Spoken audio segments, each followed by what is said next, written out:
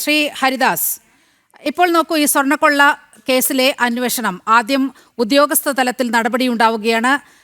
ഈ സ്വർണം കട്ടതിന് കൂട്ടുനിന്ന എല്ലാ ഉദ്യോഗസ്ഥരും മിക്കവാറും ജയിലഴിയിലേക്ക് പോകുന്ന സാഹചര്യം വന്നു. രണ്ടാമത് ബോർഡ് നേതൃത്വത്തിൻ്റെതാണ്. മൂന്നാമതായി വരുന്നത് രാഷ്ട്രീയ നേതൃത്വത്തിലേക്കാണ്.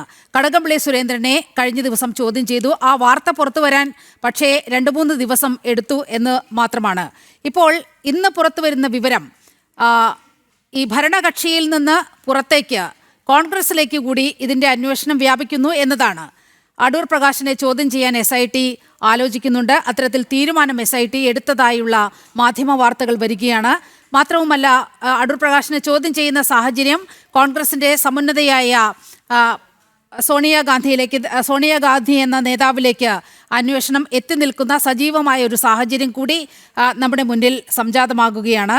എങ്ങനെയാണ് സ്വർണ്ണക്കവർച്ച കേസിലെ അന്വേഷണം പോകുന്നത്? വമ്പൻ സ്രാവുകളിലേക്ക് എത്തുമോ? ഒരു വമ്പൻ സ്രാവിലേക്കും ഈ അന്വേഷണം എത്തിയിട്ട് ഒരു വമ്പൻ സ്രാവും ഇവിടെ ശിക്ഷിക്കപ്പെടാൻ പോകുന്നില്ല.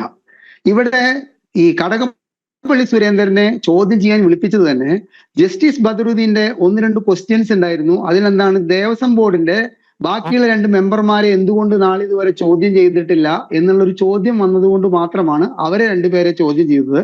ഇപ്പോ 11 ഇൻട്രീം ഓർഡറുകളാണ് ഈ ഹൈക്കോടതിയിൽ നിന്നും ഈ ശബരിമല കേസ്, ഈ സ്വർണ്ണക്കൊള്ളയുമായി ബന്ധപ്പെട്ടിട്ട് പുറത്തേക്ക് ഇറങ്ങിയിരിക്കുന്നത്. അടുത്ത ദിവസങ്ങളിൽ ആ 11 ഇൻട്രീം ഓർഡറുകളുടെ ഭാഗമായിട്ടുള്ള പല കേസുകളുടെയും ജാമ്യ ഹർജികൾ വീണ്ടും ഹൈക്കോടതി പരിഗണിക്കുന്നുണ്ട്. അപ്പൊ പരിഗണിക്കുമ്പോൾ ഒറ്റ ചോദ്യമാണ് ചോദിക്കാൻ പോകുന്നത്. എന്ത്, ഈ കൊള്ള നടന്ന കാലഘട്ടത്തിലെ ദേവസ്വം മന്ത്രിയായിരുന്ന വ്യക്തിയെ നിങ്ങൾ ചോദ്യം ചെയ്തു എന്നൊരു ചോദ്യം ഹൈക്കോടതിയിൽ നിന്ന് വരാതിരിക്കാൻ വേണ്ടിയിട്ട് വളരെ, നമ്മൾ പറയില്ലേ, നാടകീയമായിട്ട് യാതൊരുവിധ നമ്മൾക്കൊന്നും പ്രതീക്ഷ നൽകാത്ത വിധത്തില് വളരെ രഹസ്യമായി കൊണ്ടുപോയി ചോദ്യം ചെയ്തിട്ട് 1 മണിക്കൂർ ചോദ്യം ചെയ്തിട്ട് അദ്ദേഹത്തെ വിട്ടയച്ചിട്ടുള്ളത് ഹൈക്കോടതിയിൽ നിന്നും ഈ ഒരു ചോദ്യത്തെ ഭയപ്പെട്ടുകൊണ്ടാണ് എന്നുള്ളതാണ് എനിക്ക് പറയാനുള്ളത്. ഈ SIT കടകംപള്ളി സുരേന്ദ്രനോട് എന്ത് ചോദ്യങ്ങൾ ചോദിക്കണമെന്ന് AKG സെന്ററിൽ നിന്ന് വ്യക്തമായ ഇൻസ്ട്രക്ഷൻ ഉണ്ടായിരുന്നു എന്നാണ് ഞാൻ അറിഞ്ഞിട്ടുള്ളത്. കാരണം ആ കാര്യത്തിൽ നിയന്ത്രിക്കാൻ ആഭ്യന്തര വകുപ്പിലെ ആൾക്കാരുണ്ട്. അതുകൊണ്ട് കടകംപള്ളി സുരേന്ദ്രനോട് ചോദിക്കേണ്ട ചോദ്യങ്ങൾ എന്താണ് എന്നുള്ളതും കടകംപള്ളി സുരേന്ദ്രൻ പറയേണ്ട ഉത്തരങ്ങൾ എന്താണെന്നും CPM എന്ന് പറയുന്ന പാർട്ടിയിൽ നിന്ന് ഉണ്ടായിട്ടാണ് ഇപ്പൊ ഈ സംഭവം. ഇവിടെ ഈ കടകംപള്ളി സുരേന്ദ്രനെ ചോദ്യം ചെയ്തു. നാളെ കടകംപള്ളി സുരേന്ദ്രനെ അറസ്റ്റ് ചെയ്യുമോ? കടകംപള്ളി സുരേന്ദ്രനൊന്നും അറസ്റ്റ് ചെയ്യില്ല. കടകംപള്ളി സുരേന്ദ്രനെ അറസ്റ്റ് ചെയ്ത് മണിക്കൂറുകൾക്കകം ഈ സർക്കാർ രാജിവെക്കേണ്ടി വരും. ഒരു CPM-ന്റെ ഒരു ഉന്നതനായ നേതാവ്, ജില്ലാ സെക്രട്ടറി ആയിരുന്ന വ്യക്തി, സംസ്ഥാന സെക്രട്ടേറിയറ്റ് അംഗം ഈ സ്വർണ്ണക്കൊള്ള കേസിൽ അറസ്റ്റ് ചെയ്യപ്പെട്ടു കഴിഞ്ഞാൽ പിന്നെ ഈ സർക്കാരിന് ഇവിടെ എന്ത് നിലനിൽപ്പാണുള്ളത്? ആ നിമിഷം ഈ സർക്കാർ രാജിവെക്കാൻ കൂടുതൽ പ്രേരണയും കൂടുതൽ പ്രതിപക്ഷം അതിനനുസരിച്ച് സമരങ്ങളും നടത്തേണ്ട ഒരു സാഹചര്യം വരുന്നതിനാൽ കടകംപള്ളി സുരേന്ദ്രനെയൊന്നും ഇവിടെ ഈ കേസുമായിട്ട് ബന്ധപ്പെട്ട് അറസ്റ്റ് ചെയ്യാൻ പോകുന്നില്ല. അവിടെ കൂടുതൽ ഭയപ്പെടേണ്ടത് പ്രശാന്താണ്. പ്രശാന്തിന് ഇപ്പൊ ഈ കൊണ്ടുപോയിട്ടുള്ള സ്വർണം, ഈ പ്രശാന്തിന്റെ കാലഘട്ടത്തിൽ വീണ്ടും സ്വർണം പൂശാൻ വേണ്ടിയിട്ട് അവിടേക്ക് മദ്രാസിലേക്ക് കൊണ്ടുപോയ സ്വർണത്തിൽ 4.5 കിലോവിന്റെ ഷോർട്ടേജ് ഉണ്ടായിരുന്നു. ശബരിമലയിൽ തൂക്കം നോക്കിയ സാധനം ചെന്നൈയിൽ ചെന്ന് തൂക്കം നോക്കിയപ്പോൾ 4.5 കിലോവിന്റെ ഷോർട്ടേജ് ഉണ്ടായിരുന്നു. ആ 4.5 കിലോ എവിടെ പോയിട്ടുണ്ട്?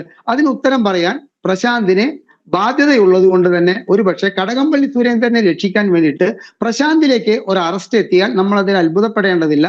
ഇനി ഇതൊക്കെ കഴിഞ്ഞിട്ട് നീലിമ ചോദിക്കാനുള്ള ചോദ്യം, തൊണ്ടി എവിടെ? ശബരിമല ക്ഷേത്രത്തിൽ നിന്ന് നഷ്ടപ്പെട്ടു എന്ന് പറയുന്ന സ്വർണം എവിടെ?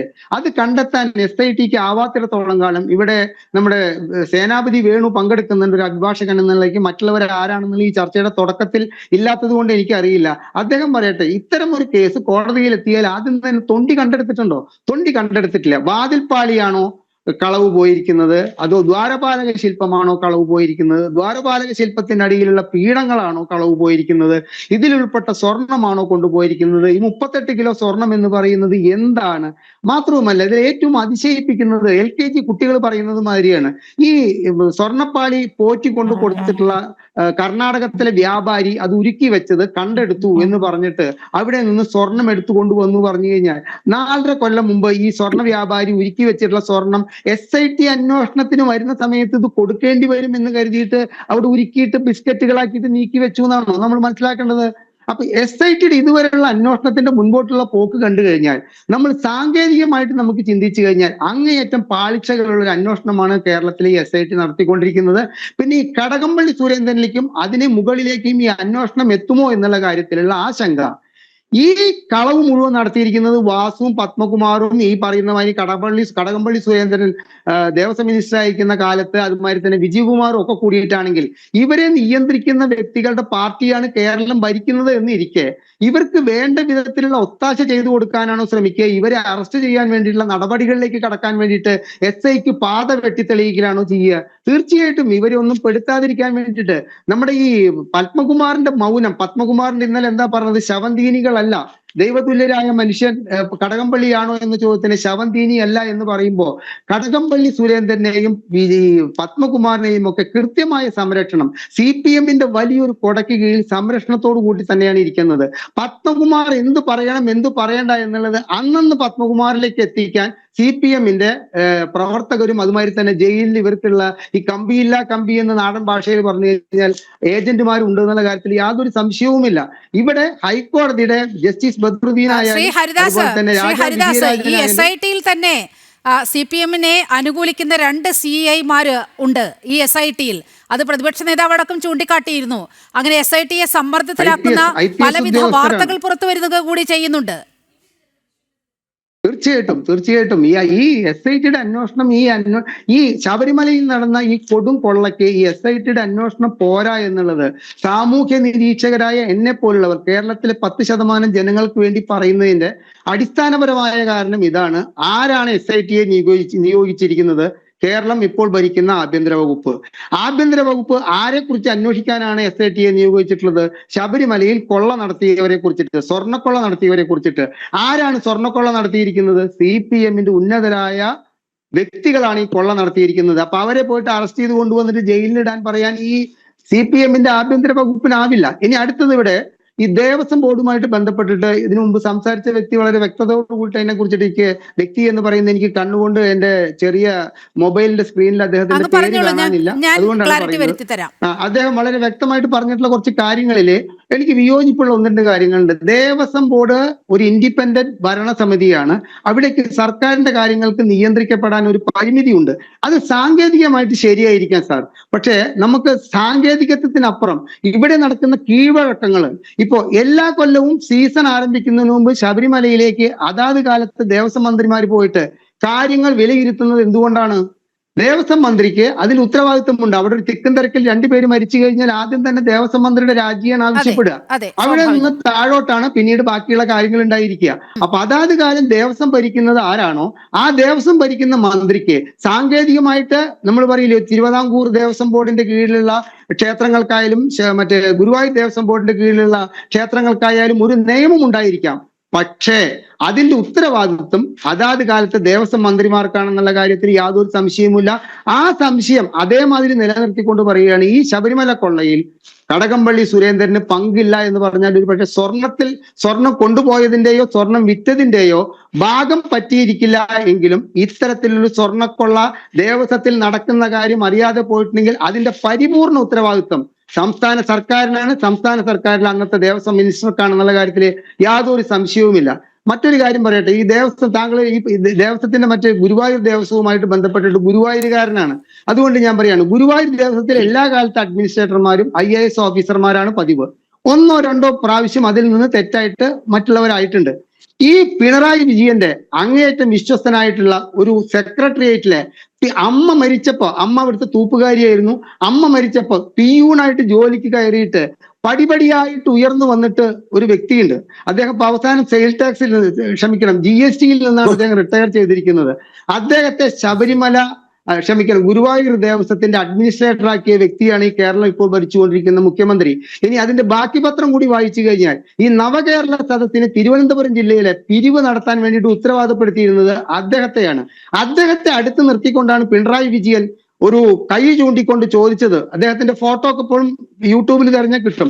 ആ വിളക്ക് കത്തുന്നിടത്താണോ നിങ്ങളുടെ ഈ ഗുരുവായൂരപ്പൻ എന്ന് പറയുന്ന ആൾ ഇരിക്കുന്നത് എന്ന് ചോദിച്ചത് ഇദ്ദേഹത്തെ തൊട്ടടുത്ത് നിർത്തിയിട്ടാണ്.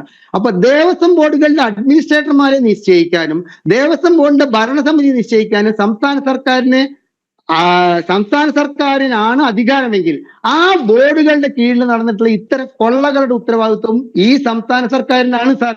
അതിൽ യാതൊരു സംശയവുമില്ല. അതിന് രേഖാമൂലമായിട്ട് ഒരു പക്ഷേ എഴുതി വെക്കപ്പെട്ട ഒരു ലിഖിത നിയമം ഇല്ലായിരിക്കാം. ഇത്തരത്തിലുള്ള കാര്യങ്ങളെല്ലാം ചേർന്ന് കൂട്ടി വായിച്ചു കഴിഞ്ഞാൽ ഈ ശബരിമല ഇപ്പൊ നീലിമയ്ക്ക് അറിയുമോ എന്നറിയില്ല, ഞാൻ വേറെ 2 ചാനൽ ചർച്ചകൾ കഴിഞ്ഞിട്ട് വരികയാണ്. അവിടെയൊക്കെ ഇപ്പൊ വിജയ് മല്യ അന്ന് കൊടുത്തിട്ടുള്ളത് കൃത്യമായിട്ടുള്ള ക്യാരറ്റുള്ള സ്വർണമല്ല, വിജയ് മല്യയിലേക്കാണ് ഈ അന്വേഷണം കൃത്യമായിട്ട് ചെന്നെത്തി നിൽക്കേണ്ടത്. അന്ന് അവിടെ ക്യാരറ്റ് കുറഞ്ഞ സ്വർണമാണ് വിജയ് മല്യ ചെയ്തിരിക്കുന്നത്. വിജയ് മല്യ ലോക കള്ളനായിരുന്നു. 9,300 കോടി രൂപ ഇന്ത്യയിൽ നിന്ന് ബാങ്കുകളിൽ നിന്ന് അപഹരിച്ചു പോയ വ്യക്തിയാണ്. അതുകൊണ്ട് അയാളെ കൂടി ഇതിൽ ഉൾപ്പെടുത്തണം. നാളെ വരാൻ പോകുന്നത് എന്താണെന്നറിയോ? അവിടെ വിജയ് മല്യ ഡ്യൂപ്ലിക്കേറ്റ് സ്വർണം കൊണ്ടാണ് കാര്യങ്ങളൊക്കെ ചെയ്തു കൊടുത്തത് എന്നുള്ളൊരു കാര്യം വന്നിട്ട് ഈ കേസ് ഈ 6 മാസം കൊണ്ട് അടുത്ത ഇലക്ഷന് മുമ്പ് അവസാനിപ്പിക്കാൻ വരെയുള്ള സാധ്യതകൾ തള്ളിക്കളയാൻ പറ്റില്ല.